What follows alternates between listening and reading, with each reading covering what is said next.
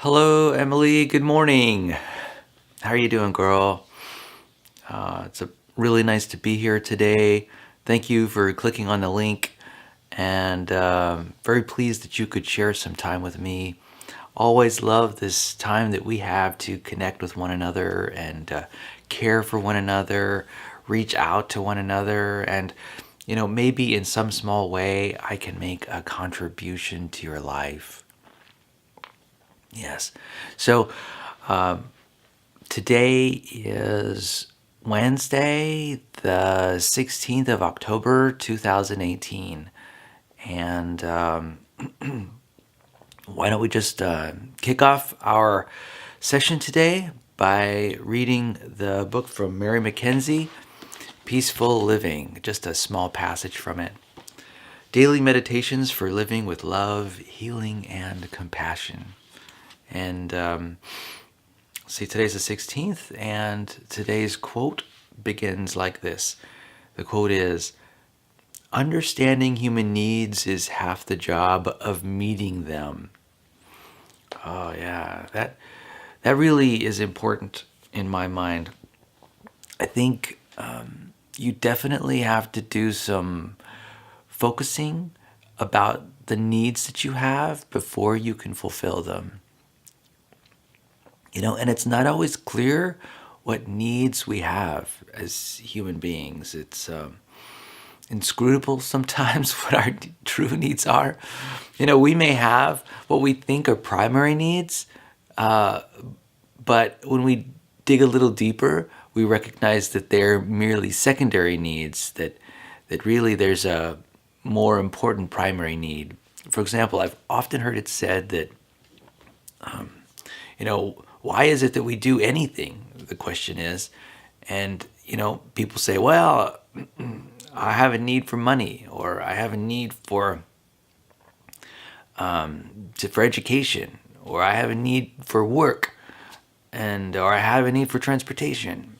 And people rarely take the time to consider that often those particular needs are just strategies for sort of achieving happiness in their life, which is the primary need that sits at the root of the secondary needs.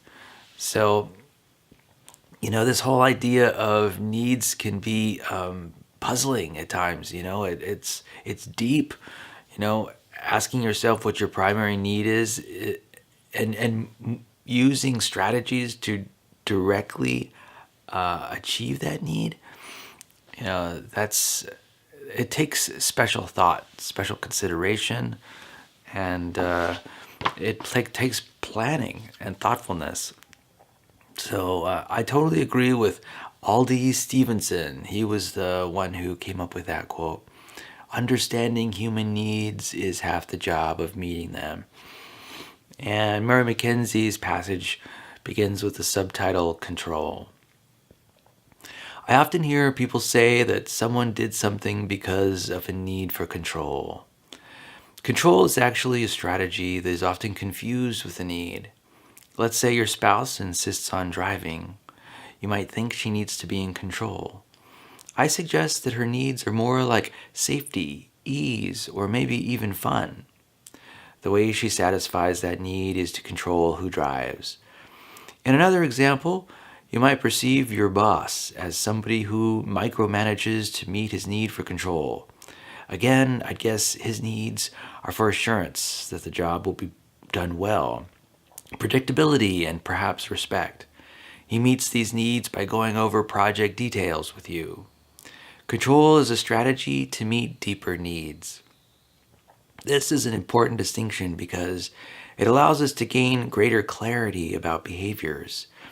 It can also help us connect more compassionately with other people if we avoid confusing their strategies with their needs. So, the thought for the day is, notice the underlying needs behind someone's drive for control today. Does this help you feel compassion for the other person? So, here's the thing about being human. Human beings basically have very little control over their external world. We have almost no control. Now, we can influence our external world, and some people are more or less effective at influencing their external world. But really, the only thing human beings can only control a certain subset of things in reality. Like, number one, we can control our thoughts. Now, and we don't have 100% control of our thoughts. We've got probably a good 80% control of our thoughts. But might not even go that far, because a lot of our thoughts are choices that we make that we've automatized. A lot of our thoughts are thoughts that have been automatized over time. And so they're the result of choices that we've made in the past, right? There's this chain of choices that, I don't know what the earliest time as human beings, we've made choices, but I'd imagine from birth, we're making choices. And maybe even we're making choices before birth, when we were still in the womb. So, human beings make choices, and when they make choices habitually, those choices get automatized in their nervous system. And so, I said initially that we might have 80% control over our thoughts. It might not even be that. My guess is that it might even just be 10% control over our thoughts, or maybe 20% control over our thoughts, because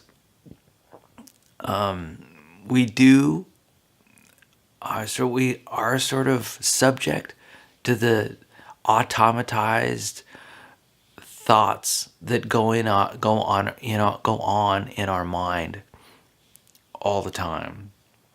And these automatized thoughts are the result of prior choices that we've made. And it's really hard for us to sort of step out of this pattern of automatized thoughts. It's a real challenge. It's not easy to do something different. And people cope with change in different ways. Coping with change often means changing your behavior or thinking patterns. And it's not always easy if a person is highly automatized or socially integrated.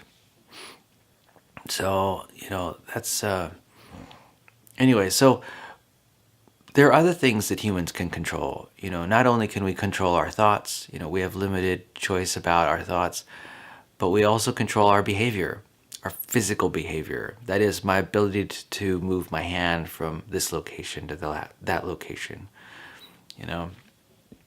Now, sometimes control of our we don't have control of all aspects of our body. For example, our heartbeat.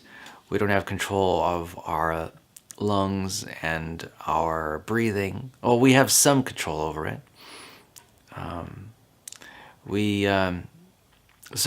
Even when it comes to our body, we don't have full control. We don't have full control of our thoughts. We don't have full control of our body, but we have some control of those things. And for the most part, that is it. That is what we as human beings have control over. It's essentially our internal reality. Our internal reality and sort of this interface between the internal and external world, which is our body. And, so we've got partial control of these areas. Now, when it comes to things outside of our body, that is outside the boundary of our physical body, we don't have control. Except for perhaps through this interface of our fingers, right, and our bodies as we interface the external world. For example, I'm able to pick up this book, right? So to that extent, I've got control over the external world through the interface, which is my body, to this physical book. And I have pretty good control of this book. But there are things that I don't have control over. For example, this room has a ceiling, and it's really tall and it's strong, and I don't have real control over it. But I could use my body as an interface and gain control over my ceiling somewhat, but it would be a challenge. It would take a lot of time, energy, tools, and learning. So, that's the way the external world. I have sort of moderate control over some aspects of my external world, particularly the physical aspects. When it comes to other beings, other people, other personalities, other minds, well, I certainly don't have any control over what goes on in other people's minds. Now, what I can do is I can trigger. I could possibly trigger through the use of my words or my actions. I can trigger changes in other people's minds. But I really have little control over how other people interpret those changes, and I don't necessarily have any lasting control over other people's thoughts and minds. So, it's a very limited control that we have over our external world, and over other external minds. And we just sort of have to accept that fact. And so, if we want to meet our needs, achieve our goals, we have to take action in ways that acknowledge this limited control we have over other people's minds and physical things in our external reality. And it's just, and I think Mary McKenzie is correct, and that is that control. No one has a need to control. People use control to meet deeper needs. Control is really just a strategy. It's a strategy for trying to, manage your external reality in a way that where outcomes are more predictable. And this strategy of control has some utility, though it's not foolproof. Managers can try to micromanage their subordinates, and try to get the outcomes that they want, but there really is no guarantee that the outcomes will be what are expected. So, anyway, that's an interesting subject. All right, so I figured let's take some time out and go through some more of the questions that have been prepared in this book of questions. Here we go. So, question number 42 is, can you draw? Okay. So, can I draw? Well, yeah, everyone can draw. I can certainly doodle a little bit. I could doodle a little bit here. I could doodle a little bit there. I've doodled while on the telephone. I've doodled while in school. I can do doodles. The kinds of doodles I like to do are like geometric shapes mostly. I also like to doodle faces, not real faces. Sometimes I like to doodle eyes or a nose or the shape of a head. But mostly my doodles are of geometric objects like cubes and spheres and cones and things like that. Now, when it comes to drawing, I really don't do a lot of drawing, so I don't get a lot of practice. Now, I do have tools for drawing. For example, I've got some colored pencils, and I've got Crayola crayons. I love using Crayola crayons. I've got 2 coloring books that occasionally I pull out, and I color. I find coloring to be soothing and enjoyable. It reminds me a lot of when I was a kid in school, middle school and elementary school. And I love, it's kind of funny. I sort of like the smell of Crayola crayons. I like using Crayola crayons in my fingers. I've got a lot of, there's like a sentimental aspect of using crayons. And so I guess for that reason, I find them enjoyable and emotionally appealing. Let's see, what else? I am looking forward to taking a drawing class. I was thinking about maybe taking a drawing class next semester. I'm serious. I was thinking about taking a drawing class. I would like to get better at drawing. And I was thinking about perhaps sharing some time with you drawing. I think that would be a lot of fun. I don't have a lot of different media for drawing. For example, I don't think I have any charcoal at the moment. I've got some pens that I can use, but I, uh, I I have some. I guess they're kind of fancy drawing pens. I forget what the brand name is. I've got colored pencils. I've also got these things called watercolor pencils. Have you ever heard of watercolor pencils? Watercolor pencils are pencils that you use to draw a picture with, and then afterwards you put a paintbrush on top of the pencil markings, and those pencil markings, they turn into paint, into watercolor paint. And I've only used it a few times, but I think I do have an interest in, you know, trying it out again and sort of understanding how those watercolor pencils work. I don't really have any markers. I do have some pens, like some Sharpie pens, some red, blue, and black Sharpie pens. And when I draw, I tend to draw landscapes. Like I'll draw a landscape with plants or a stream or a fence or trees.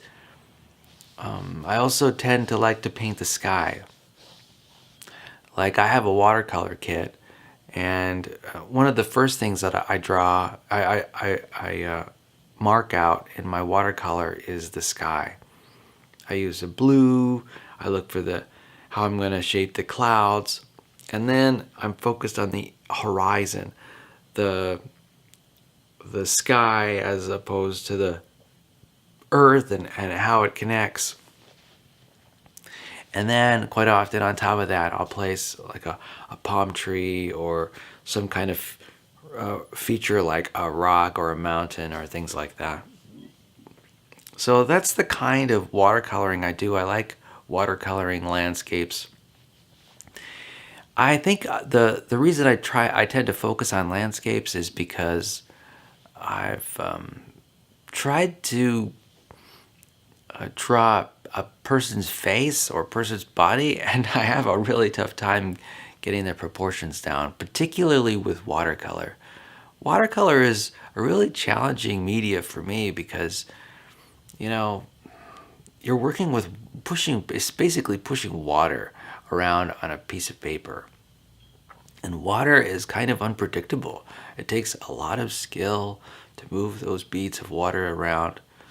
And then once it dries, it's kind of there. There's no erasing it. You sort of have to layer. If you want to make any changes in your watercolor, you've got to layer a darker colors on top of the lighter colors. And not the other way around. You don't necessarily layer lighter colors on top of darker colors when you're watercoloring, at least not in my experience, and certainly not at my skill level. So, though it's true, I do have an interest in taking some kind of drawing class at Allen Hancock College, probably this coming semester, so I'm looking forward to that. Now, Allen Hancock College, their classes are going to, their class schedule is going to show up around the 29th of October. And so I'm looking forward to digging around their website and looking for classes for next semester. I'm thinking I might take a welding class and a drawing class. That that is what is on the tip of my mind right now. I'm thinking about how I want to get my hands dirty and do some skill building related to my dexterity. And I think that welding would be a great addition to the skills that I'm developing right now. Right now, I'm taking a machining class where I'm doing work in a machine shop with a lathe and a mill and band saws, horizontal and vertical band saws, and drill presses and belt grinders and things like that. And it's really great to get that experience. I'm enjoying spending some time in the machine shop. Although, let me tell you, it's not always. Yesterday, I spent about some time in the machine shop, and unfortunately, I don't have a lot of confidence when it comes to using those machines, and so I find myself waiting around for a lot of instructor direction and waiting for my fellow students to partner with me so that we can use our minds together to understand how to form some kind of sort of machine our projects that we're working on. So, it's a learning process. How, it's just skill that needs to develop over time. Time on the machine is what I need. All right. Well, let's see what's the next question. Question number 43. Do you consider yourself a good listener? So, I think in comparison to a lot of people, I am a good listener. Though I see a lot of opportunities for improvement for me. In fact, developing active listening skills is one of my main objectives in life. I think that people really value being listened to by others. Quite often, people just want to be acknowledged, and they want to be heard. They want to be witnessed, particularly when they're engaged in conversation. People have stories that they want to tell. They want to get ideas across. And I'm recognizing more and more as I grow older that I do want to witness them. I am interested in making a contribution through observing and understanding and knowing other people through the witness of their issues that they're working out. And it's really quite active listening is actually quite a challenge, because in a way what you have to do is sort of suppress your own desire to express in the moment. And that takes a lot of self-assurance. It takes patience. It also takes a certain amount of emotional health, I think, to sort of give the stage over to someone else in the moment. And it's kind of a challenge. In our society today, mostly in most of the meetings and conversations that I'm a part of, a lot of people are when there's a conversation going on, they will there's this idea about how when someone stops talking, that is an opportunity for the other person to jump in immediately. And often I'm noticing that conversations are just like that. It's like, you talk, I talk, you talk, I talk, you talk, I talk. And sometimes the talking of one person can extend for long periods of time. And I don't know, I think there's this insecurity around most conversations that take place. People are wanting to communicate to another person. They want to be heard. They want to be listened to. And, generally conversations, they're trying to figure out an equitable way to sort of distribute the listening. A lot, it's fun. I'm finding that people love to express themselves. People have a strong desire to express themselves. And listening is a commodity that's in short supply. And so, I'm willing to spend some time learning how to listen better, how to listen more effectively. And I tell you, I definitely need the practice. And anyway, that's definitely a goal that I have. So I think that to answer the question, am I a good listener? I think I am a pretty good listener, though I am also a pretty good talker. So I do kind of struggle to find balance. It's kind of funny. With some people, it's easy for me to listen. And with others, it's really tough for me to listen. And I haven't really figured out what makes a person easy to listen to or hard to listen to. But as I do, maybe I'll let you know about what I'm discovering. All right, what's the next question? Are you a great public speaker? Question number 44. Okay. Did it say, are you a great public speaker? Okay, so I am not a great public speaker. I am a competent public speaker. I would say I'm a good public speaker, but I'm not a great public speaker. I am, I'm really fortunate to have had a lot of good experience and a lot of good training when I was young in public speaking. Like I mentioned earlier, I grew up as a Jehovah's Witness, and public speaking was a big part of being a Christian back then. My experience was about knocking on doors and giving speeches, talking about the Bible. And, I've been able to leverage a lot of that experience in my adult life. And I'm really happy about that. And I still reflect periodically about that training that I had received when I was a kid.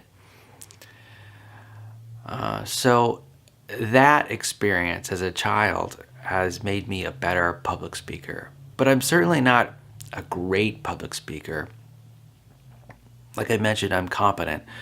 And I'm especially competent when I've got some time to rehearse my lines or whatever it is I'm speaking about. In fact, I think the difference between a good public speaker and a poor public speaker really boils down to the amount of time that a person can rehearse their speech. Yeah. Rehearsal is ever so important when it comes to speaking well. People need practice, and practice takes time, and it takes energy and effort and patience. Practice is important when it comes to public speaking. In fact, these days, when I know that I've got a presentation, I'll practice a lot. I'll practice the speech. If I've got time, like if I've got a week or two, I will take the time out and practice. And a lot of my practice isn't necessarily physical. Like I can do a lot of internal rehearsal where I will say the speech in my own mind as I flip through the PowerPoint presentation slides.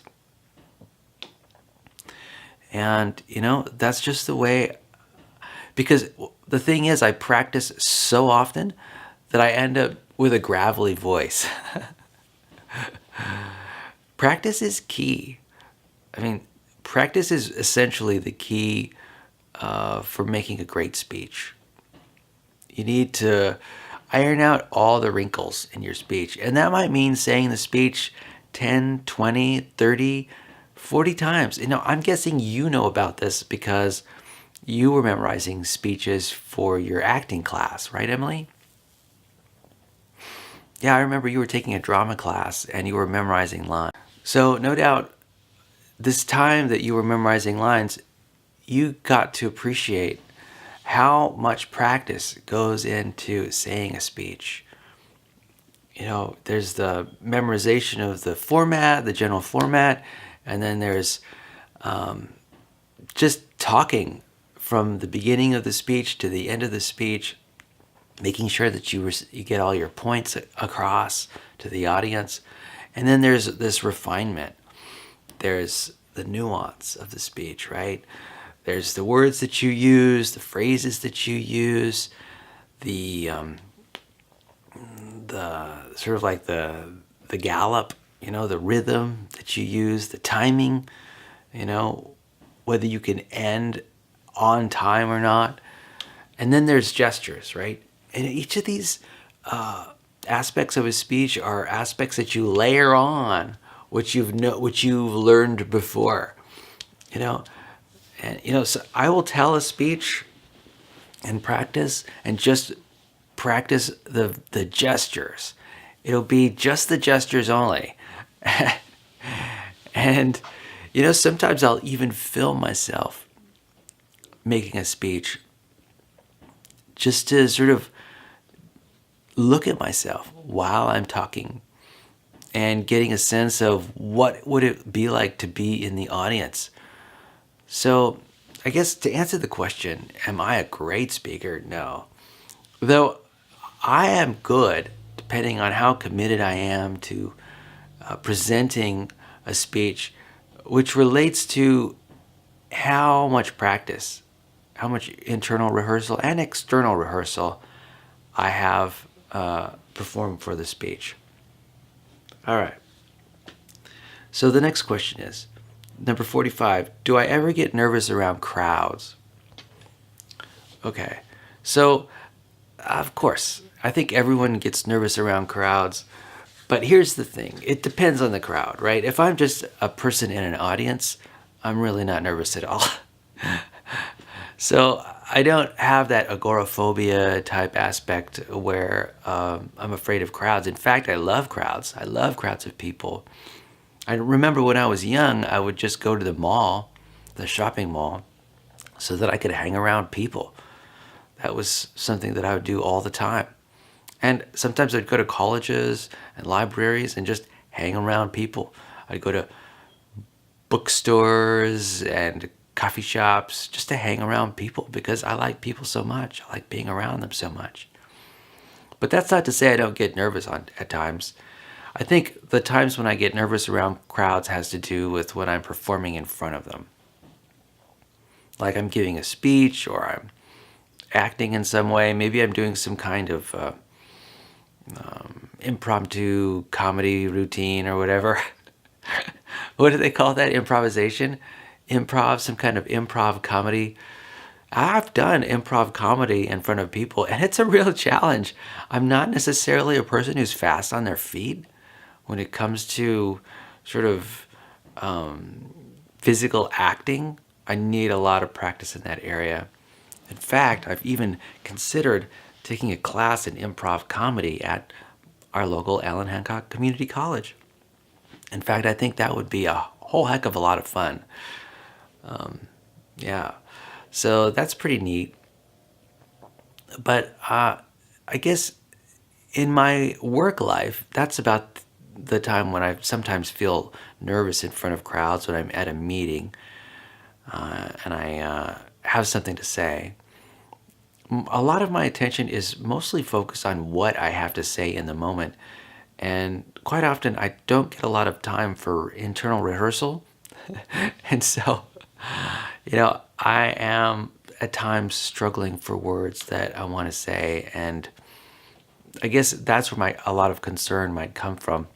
Because, I want to make a fine presentation of the material.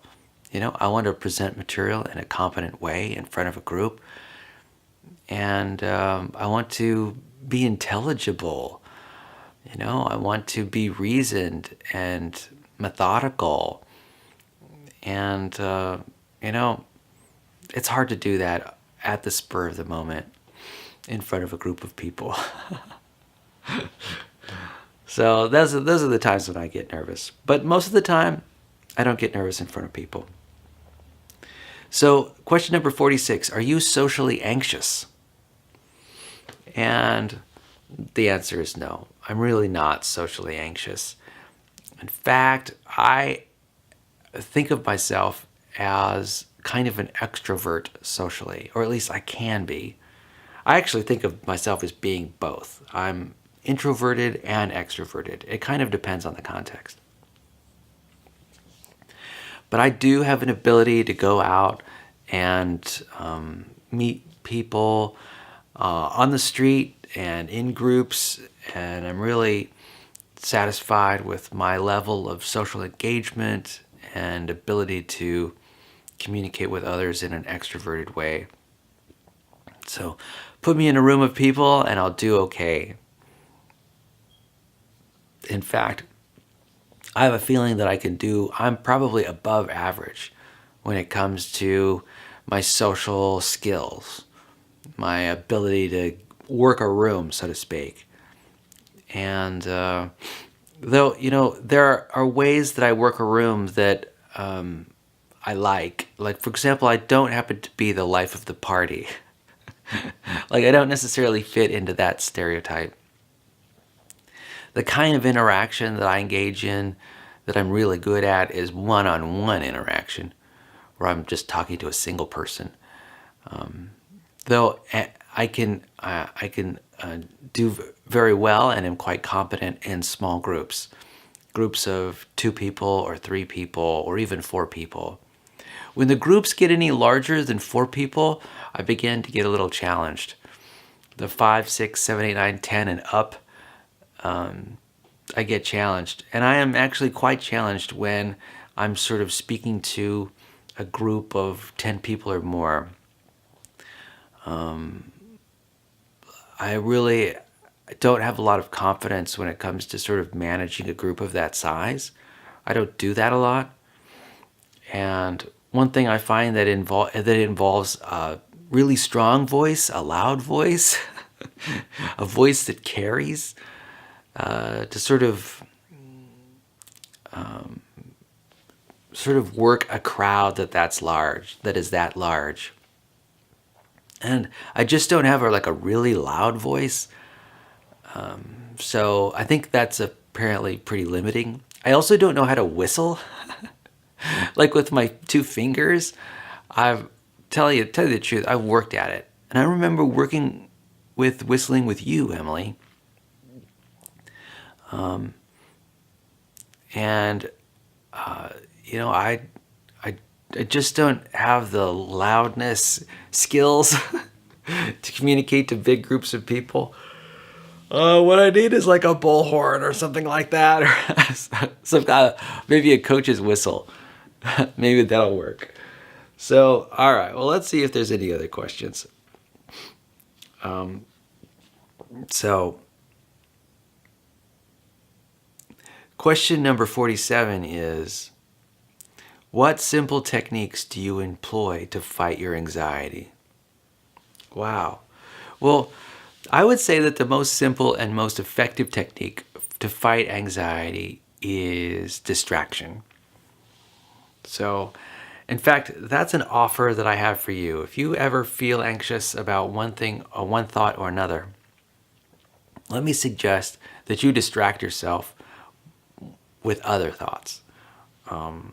Distraction is probably the single best method to deal with anxiety that there is, in my mind. There's also another method that is also comes highly regarded, but it's a lot harder to do, and it's called reframing. So, reframing anxiety means reinterpreting an external event or an external stimulus as having a different meaning. And that's a lot more challenging. One thing I'm noticing is that once I assign meaning to a certain external event or situation or stimulus, it's really hard for me to change that meaning. Once that meaning gets fixed, this whole idea of reframing a meaning to take another perspective on a certain stimulus, it's really hard. It's a real challenge, and I really just I don't do it very often. What I find is that the meaning gets less amplified. Like I might have two meanings. I might be able to assign two meanings to a stimulus, and then I bring my attention, that shifts between the two meanings about that stimulus. It's very rare that I'm able to fully replace one meaning with another that I assign to a stimulus. You know, there's something reframing. It sounds like this really great idea. Just think of it in a different way. Though it's really hard to think of stimulus in a different way. It takes months and years, I think, to really, and a lot of time and energy and focus, attention to change the meaning of a certain stimulus. Now, I understand that all it takes is a decision, but that decision and the reasons for it have to be convincing, compelling reasons. And, it's not always easy to do that. So I like the idea of reframing, and I try to use reframing, but let me tell you, it's a lot of hard work. I wouldn't necessarily suggest reframing as your first strategy for dealing with anxious thoughts. I think the first strategy ought to be more like distraction. And if you can distract long enough, then maybe the situation will change in such a way that the meaning reframes itself, sort of by itself. After a few days or a few weeks, I can imagine meaning changing pretty much on its own. But that requires, a lot of distraction. Just distraction over days and weeks. Yeah, it's kind of funny how tough it is to change meaning of an external situation. It's just not easy. Our brain, once it gets attached to that something means something, we hang on to that meaning for our dear lives. If a person gets assigned a meaning in our life of one kind or another, it's really hard for a person to shake that meaning. And why is that? The brain assigns people and ideas and behaviors into categories, right? And those categories are, once the assignment has been made, unless there's some earth-shattering change, there's not going to be any change in the assignment. Why the brain does that, I don't know. It's a little inflexible, because our brains want to be right? And anyway, I think that's probably one of the main challenges in life, and that is, once a meaning is assigned, it's hard to change it, even with the best of intentions. Anyway, let's move on. Question number 48. Have you ever babysat children? I have totally babysat children. I grew up in a family with 6 siblings. We're with 6 children, and I had 5 siblings. I was the eldest of them, and I spent a great deal of my childhood doing babysitting. Or at least it felt like a great deal of my childhood was doing babysitting. And so yeah, I've definitely done babysitting, and I've babysitted all ages of children, from the very young to 13, 14, 15-year-old kids.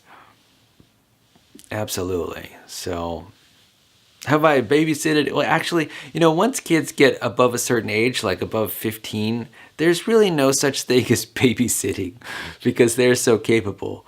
You're basically just sort of accompanying them as they live out their lives and do the things that they want to do. So, all right, let's see what the next question is. Question number 49. Would you do it again? Okay. So this is referring to the last question about babysitting. And I guess what they meant by that, now I'm realizing that it's about babysitting for money. Have I ever babysitted for money? I might have babysitted, but was always accidental or incidental. And I'm guessing that the money that I received was probably unexpected. So, I mean, I've never been a professional babysitter, like advertising my service to babysit other people's children. Never done that. I've always babysitted family. And you know what? It gets me to think about whether whether that's babysitting at all. Maybe it's more like caretaking or something like that, or being a guardian. But yeah, being a professional babysitter, no, I've really never done that. Not on purpose anyway. So the next question is, are you a good or bad employee? Of course, I'm a good employee. That almost goes without saying. So I don't think am I a good or bad employee? I'm good. Question number 51. Do you know how to dress? Do I know how to dress? Well, of course I know how to dress. I've been dressing myself since I was a kid, since I was, I don't know, 6, 7 years old. So do I know how to dress fashionably? Oh, well, that's an entirely different question. Based on feedback that I've been getting from my external world, from my circle of friends and coworkers, I must know at least a little bit about how to dress, and dress fashionably. It's interesting how human beings think so much about fashion, really. What we're presenting to the world, what signals we're signaling to the world. It's actually a deep practice. It takes a lot of focus and thoughtfulness to dress oneself in a way that signals what you want to signal to other people. And I've always kind of been a minimalist dresser. I'm not super minimalist. There are many more minimalist dressers out there that are more minimalist than I. These are people who wear the same color clothes every day. Like, I seem to remember that Einstein had like 10 different 10 suits that were the same design. I forget exactly what the number was. I'm certainly not that minimalistic. And I'm not minimalistic when it comes to color, like always wearing gray or black or dark tones.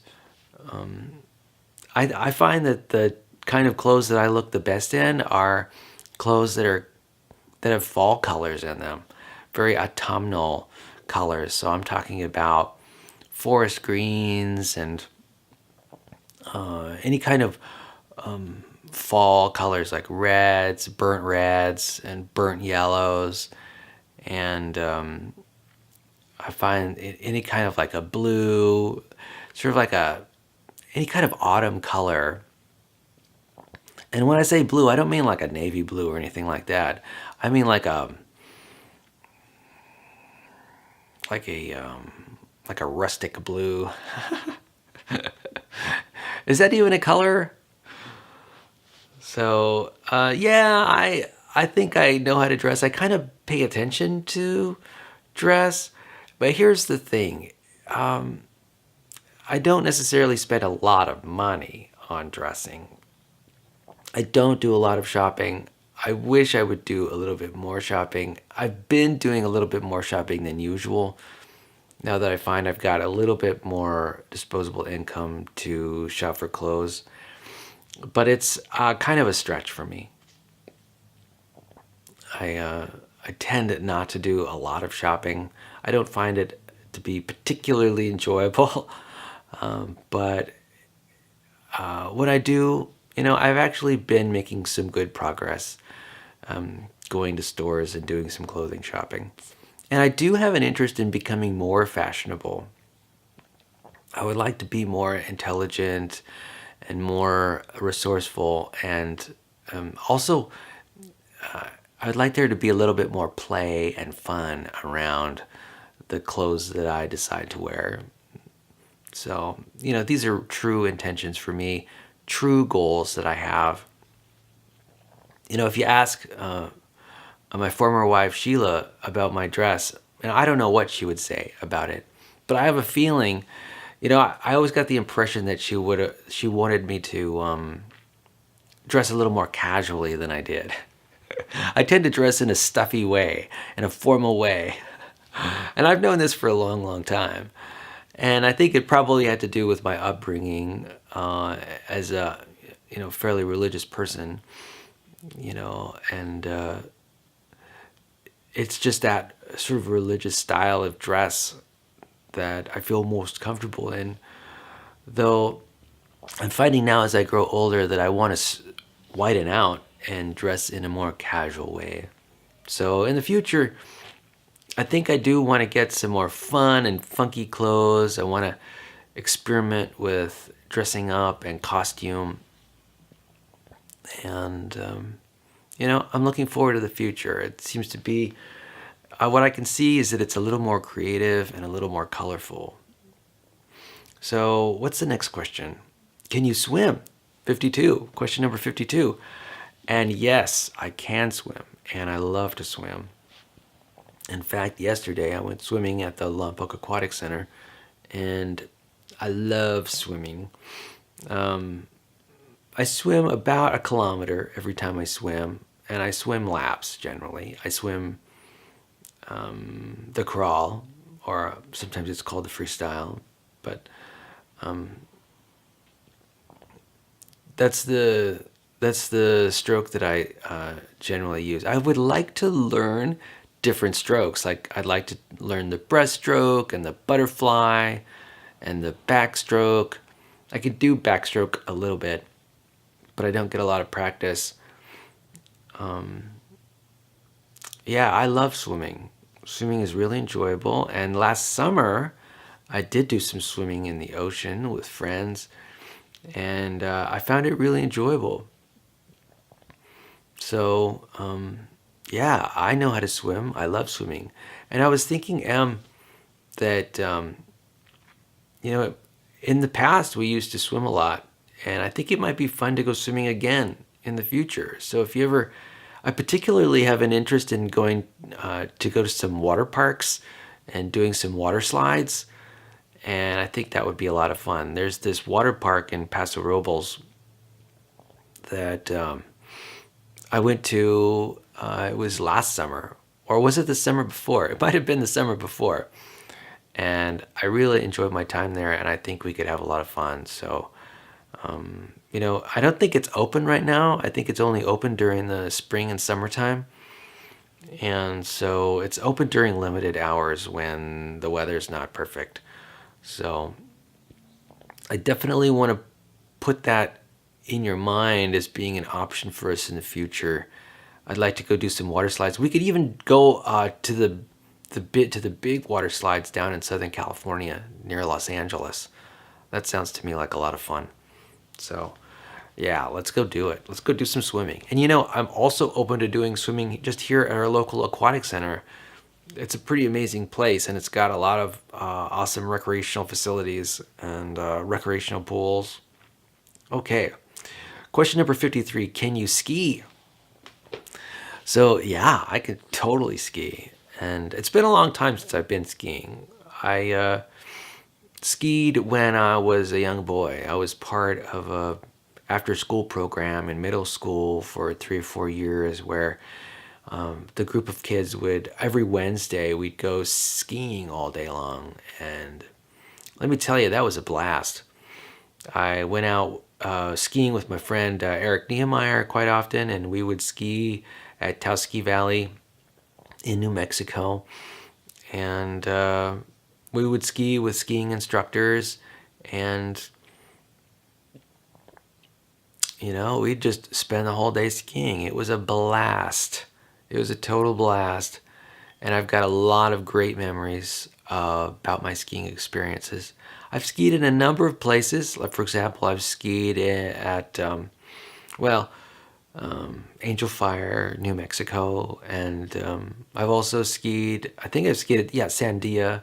I did some cross-country skiing at Sandia Ski Resort, which is in Albuquerque. And then I've also skied in Santa Fe. I've done some skiing in Santa Fe Ski Resort. So that's cool. And have I skied in any other place? I guess not. In fact, I've skied with you. I remember skiing with you. I think I mentioned a few episodes ago that we skied in Taos Ski Valley a long time ago. I think you were like 3 or 4 years old. I remember you did not enjoy it very much. But yeah. Oh, I've also skied at Big Bear here in California, and I've skied at Sierra Summit. Yeah, which I guess is what? Where is Sierra Summit? Is that near Fresno? So yes, I've done skiing, and you know, I might just do more skiing in the future. Why not? That sounds like a fun thing to do. And so, yeah, I know how to ski. So I'm actually quite competent as a skier. Now, I'm also very humble as a skier. I haven't done a lot of skiing lately.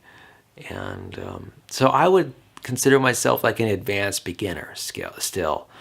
That's an advanced beginner, which means that I'm still, when it comes to the spectrum of beginning, intermediate, and advanced, I would say that I'm still a beginning skier, but I'm an advanced beginner.